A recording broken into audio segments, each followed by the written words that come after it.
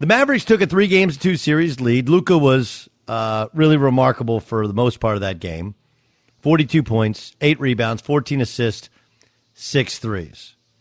Generally, what it felt like happened was the Clippers decided very early on, let's make Luka get his and not let anybody else get theirs.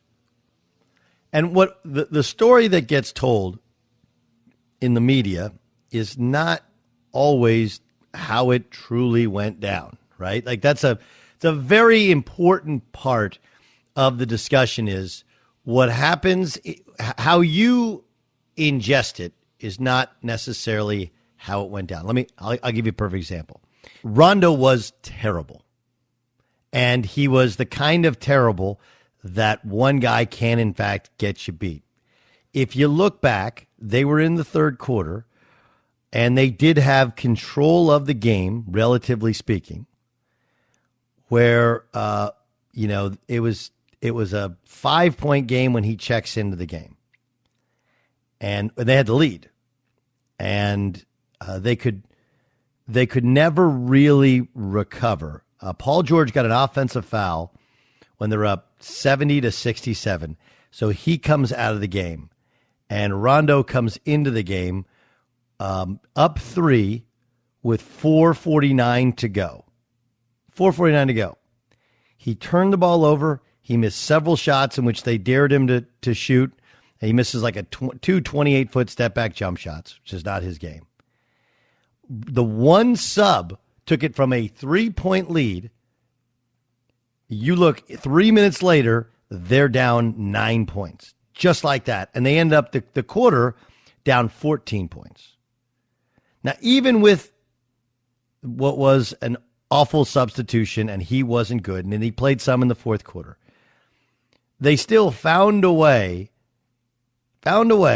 when they were, down 10 in the fourth quarter to fight their way back. And their defense was plenty good enough. Plenty. Luka did very little down the stretch. He didn't score a point. Luka Doncic's last bucket was a bank shot with 5.5 minutes to go. So Dan Beyer is right. Luka carried them in the first half. But even with him carrying them, it wasn't enough to get him to lead. They were still trailing. And they trailed in the third quarter until Paul George came out because of fouls, and Rondo came in, and they had no offense, and they took some bad shots, and Dallas started making some shots. Rondo comes out in the fourth quarter, and they do an incredible job of getting back in the game. Got it to be a 1-point game before Terrence Mann doesn't even look at the layup. And what's the fascinating part about that play is you ever tried to explain to somebody the offense to defense sub? It's like, well, why would you take a guy out? Why would you put a guy in, right? The perfect example is 39.5 seconds to go in the game. Kawhi Leonard just made an and one. It's a 1-point game. And Ty Lue puts Terrence Mann in for Reggie Jackson. That's the classic offense and defense sub. And on that very possession, Terrence Mann in rotation gets a steal, kicks it to Paul George, and Paul George, in what's a normally unselfish play, advance passes the ball to Terrence Mann. Luka's kind of guarding him, doesn't really pick him up, and he's got an angle for a layup or a dunk as an NBA player. He doesn't look at the hoop. Instead, he drives, kicks it to Batum, who smokes a layup, but it wasn't exactly an easy catch and easy finish. They foul, they advance the ball. Kawhi takes a bad three. He shoots an air ball on. Didn't have to take a three at that point, but whatever. And they end up losing. But like the Rondo sub killed him, and they still overcame it. And the Terrence Mann sub really helped him at various points in the fourth quarter and on that perfect possession defensively, but he just can't play offense at that level. That's the margin for error. That's how close it actually is. And again, this is what happened to Dallas in the series, where They had complete control. They took Luka out in the first quarter of Game 3, and the Clippers woke up, and it's a completely different game.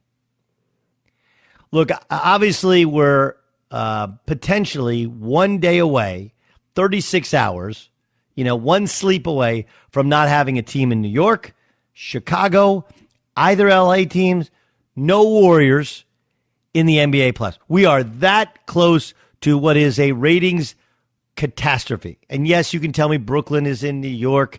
It's technically a borough of New York, but no one thinks of the Brooklyn Nets like they're New York City's team. Undoubtedly, they will claim the Brooklyn Nets, but they're not. This is not good for the league. But there was nothing underhanded that happened. It was just the Clippers had control of the game, had a foul trouble, had a bad sub, and a bad lineup, and they were getting run out of the building. Then they stabilized it. They got it to 1, and the young player who they subbed in to play defense and got him a steal doesn't even look at the basket and kind of chokes away a play. And to Gavin's point, previous to the Terrence Mann missed layup, there were like 5 awful turnovers between Paul George. Paul George, one time in his 4-point game, he just dribbled up the ball and just lost the ball. And all of it does point to what the Clippers have never been able to really figure out is they don't have a point guard. They don't have a lead guard. Like Paul George is a hybrid wing. Kawhi Leonard is a converted center from when he was in high school and college and a hybrid wing. Reggie Jackson's a scorer who they don't feel like can really guard. Patrick Beverley, they won't even let play anymore.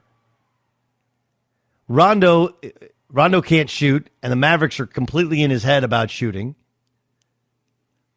And what ends up happening is, yes, Paul George had several turnovers. Kawhi Leonard had several turnovers. It should be pointed out, that's not really who they are.